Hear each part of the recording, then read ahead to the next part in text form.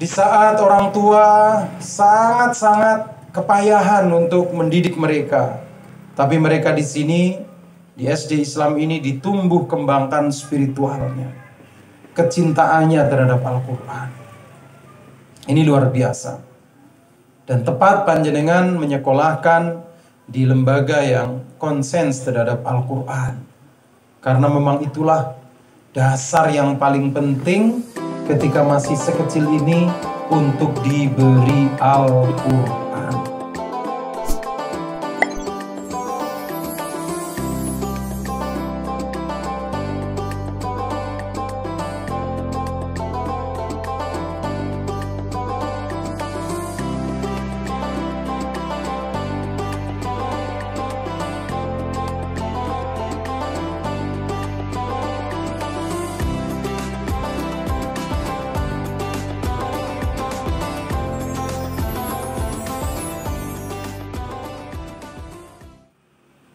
Fenomena yang ada Bapak Ibu, anak itu ngaji cuman sampai kelas 6 SD.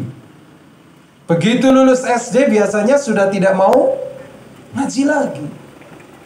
Nah, ketika SD-nya saja belum selesai tahapan-tahapan dari membaca Quran, tajwidnya, gharibnya, setelah itu dia sudah tidak mau ngaji lagi, maka sampai tuanya ya segitu-gitu aja kemampuan baca Qur'annya.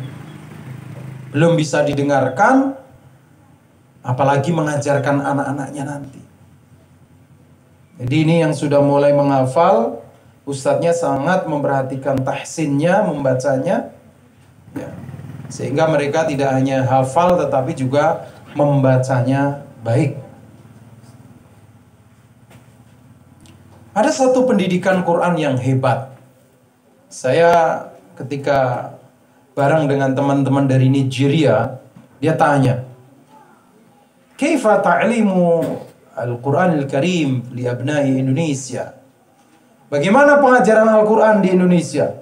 Dengan bangganya saya mengatakan, di tempat saya ada sistem Iqra namanya, Qiraati, ada Amthilati, ada banyak. Yang anak-anak itu belajar Quran, dan di SD mereka sudah bisa membaca Al-Quran. Kemudian teman saya Nigeria tanya, "Kam maratan yatadarrasun Al-Quran fil yawm wal laila?" Berapa kali anak-anak Indonesia belajar Al-Quran? Ya seminggu 3 kali kebanyakan. Atau seminggu 5 kali yang Jumat dan Ahad itu, atau Sabtu Ahad libur. Kaget dia. Di tempatmu anak-anak kecil belajar Al-Quran seminggu hanya 3 kali. Ya akhi, ghairu ma'qul. Ini gak masuk akal.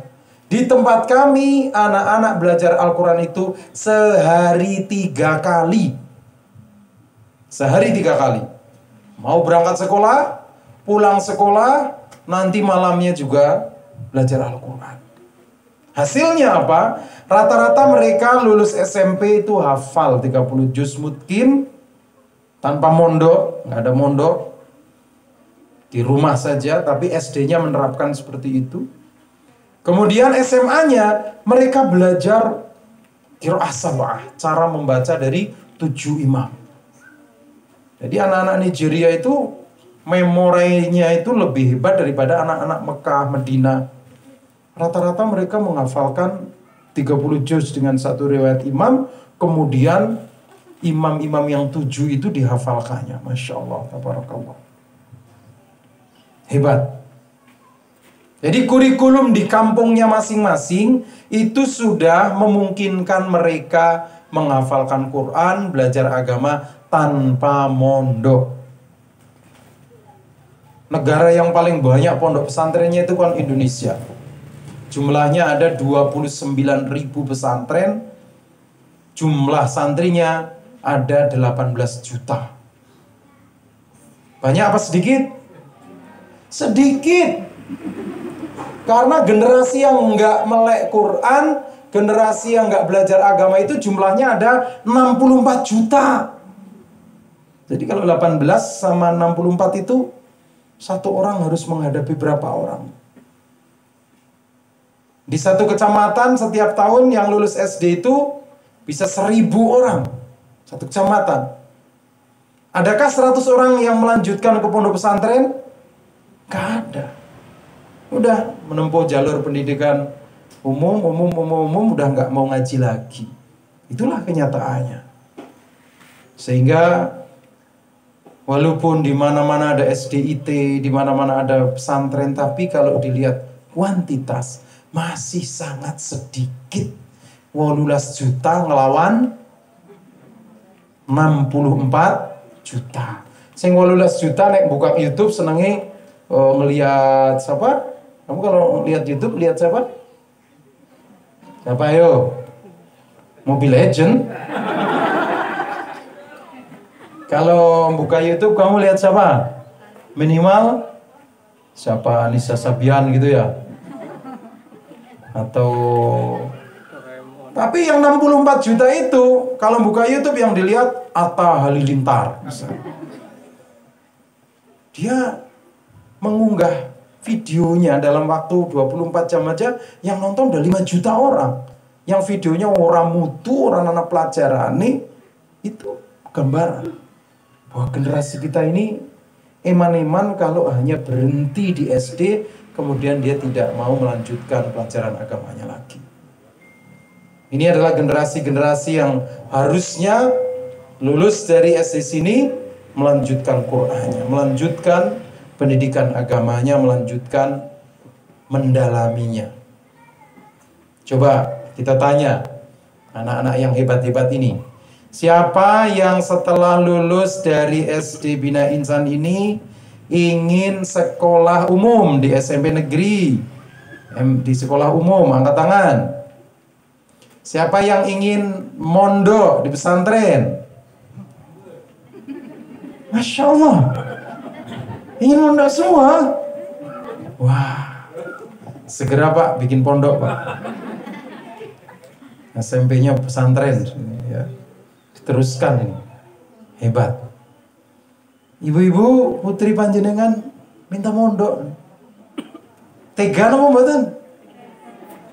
Apa bisa melanjutkan pendidikan agama mereka? Apa kewalahan menghadapi mereka kalau udah SMP? Kewalahan. Pertemanannya kita nggak tahu. Putri panjenengan baik, tapi kalau pertemanannya nggak baik, wah, bisa hilang akidahnya. Pertemanan itu sudah tidak physically, berteman di HP, berteman di dunia maya, itu bisa mempengaruhi gaya hidupnya. Sekarang masih suka ngelihat kori-kori internasional, baca. Ini sebentar lagi, gede sedikit lagi, sukanya drama Korea. Ya kayak Mboke, gitu ya. Mboke senengnya drama Korea, anaknya orang tua, gitu ya. Kalau kamu sukanya apa, nak? Siapa yang sehari main gamenya lebih dari 2 jam, angkat tangan. Jujur. 2 jam, 3 jam. Oh, 3 jam. Yang nggak sama sekali nggak pernah mainan HP di rumah, siapa, angkat tangan? Nggak ada. Padahal makin gede makin durasi HP-nya itu makin dahsyat. Sing salah siapa? Wah, gimana Pak? Anak saya kecanduan HP. Yang ngasih HP siapa? Ya saya. Yang ngasih kuota saya. Ya sudah. Yang ngasih kamu, yang kuota kamu, kok kamu komplain sendiri. Ya Allah, sholli ala Sayyidina Muhammad. Bapak Ibu yang dimuliakan Allah, Ramadan yang akan datang ini kita jadikan sebagai syahrul Quran. Kita jadikan sebagai bulan Al-Quran. Anak-anak kita di wisuda hari ini menghadapi Ramadan. Ustadz kasih target nanti selama bulan Ramadan, anak-anak harus minimal ngajinya berapa juz sehari? Berapa juz sehari? Setengah juz? Setengah juz kamu nggak hatam nanti. Ya. Minimal hatam satu kali. Berarti 1 hari 1 juz. Nah, ini jadi nilai. Jadi nilai tersendiri Amaliyah Ramadan itu Qur'annya. Kenapa Bapak Ibu?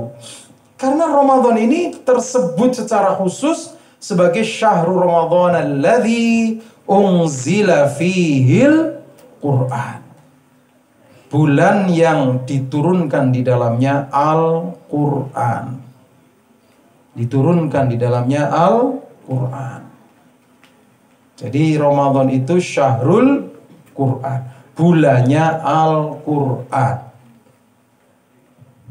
Utsman ibnu Affan, seorang sahabat, selama bulan Ramadan beliau hafal, kemudian membacanya, menghafalkannya minimal 1 hari 1 hatam. Selama sebulan beliau hatam 30 kali. Wakila fi solatihi, dan konon itu di dalam solatnya. Jadi kalau sholat berlama-lama karena menikmati bacaan Qur'annya itu. Itu Utsman bin Affan. Dia sampai mengatakan, kalau hatimu bersih, maka kau tidak akan pernah merasa kenyang untuk membaca Al-Qur'an. Kamu tidak akan pernah kenyang membaca Al-Qur'an. Kamu deres Qur'annya sama mainan HP-nya lama mana? Hah? Main HP nggak ada capeknya? Matanya nggak pedes? Hah? Tapi kalau baca Quran ngantuk? Suaranya habis? Qurannya jatuh? Ya Allah. Inilah pembiasaan. Kalau udah dibiasakan, jangan berdiri, jangan beranjak kecuali sudah 1 juz. Pertama ya 1 lembar. 1/4 juz, 1 juz, sehingga sudah punya kebiasaan. Syahrul Quran, ya. Kalau di zaman Imam Madhab yang 4 lebih dahsyat lagi. Imam Syafi'i itu 1 bulan Ramadan menghatamkan 60 kali. Berarti sehari berapa kali hatam, nak? Ayo, sebulan 60 kali hatam. Berarti sehari berapa kali? Rata-rata 2 kali hatam. Padahal sekali hatam itu paling cepat tuh 6 jam. 6 jam. Berarti 12, separuh harinya untuk Quran. Masya Allah. Sampai Imam Syafi'i itu menutup pengajian beliau selama bulan Ramadan. Pokoknya bulan Ramadan tutup orang mulang ngaji. Nggo Quran. Imam Ahmad itu di kepalanya ada 1 juta hadis. Karena dia adalah ahlu hadis Imam Hambali itu. Dan selama bulan Ramadan beliau menutup majelis hadisnya tidak membacakan hadis. Beliau membaca Al-Quran. Membaca Al-Quran. Imam Syafi'i berapa kali 1 bulan lamanya? 60 kali. Hebat sekali. Kamu berapa kali, nak? Siapa yang baca Quran pernah hatam? Angkat tangan. Wah, hebat. Kalau hatam ini harus dikasih ini, Bu. Harus dikasih apa? Reward. Ayo, siapa yang bulan Ramadan hatam sekali 1 juta, hatam 2 kali 2 juta, 3 kali 3 juta. Terus kalau kamu dapat uang 3 juta mau buat apa? Beli HP ya.